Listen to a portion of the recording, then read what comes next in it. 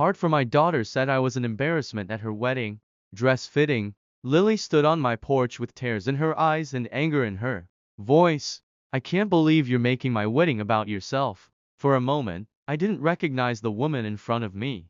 This was the same little girl who used to crawl into my bed during thunderstorms, clutching her stuffed rabbit and whispering, "You'll always protect me, right?" And now she was treating me like an obstacle. I opened the door wider and stepped aside. "Come in." We sat at the kitchen table where I had helped her with spelling, words, science projects, and college applications. Neither of us spoke for a long time. Finally, I placed the wedding program draft in front of her. Her face went pale. "I didn't know Ethan showed you that." I folded my hands. "My name was removed before you told me I was ruining the atmosphere." Tears welled in her eyes. "It wasn't supposed to be permanent." "Then why did it happen at all?" She broke. Years of fear, insecurity, and pressure came pouring out. She admitted Ethan's mother had repeatedly hinted that I didn't fit with the image their family wanted to project.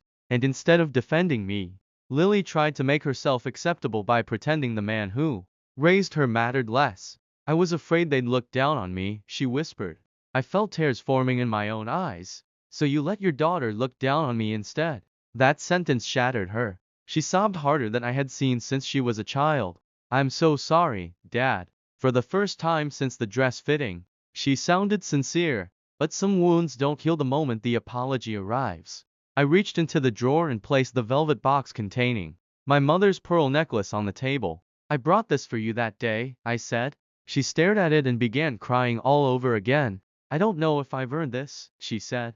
I nodded slowly. "That's the first honest thing you've said." The next evening was the rehearsal dinner. When Lily and Ethan arrived, everyone expected a celebration. Instead, Lily stood and tapped her glass. Her hands trembled as she addressed the room. "I owe someone an apology." She turned toward me. "This man raised me alone. He worked 2 jobs, sacrificed everything, and loved me when I had nothing to offer in return. I was ashamed of the wrong person." The room went silent. Then Lily faced Ethan's mother. "If anyone thinks my father isn't good enough for this family, then I'm prepared to cancel this wedding."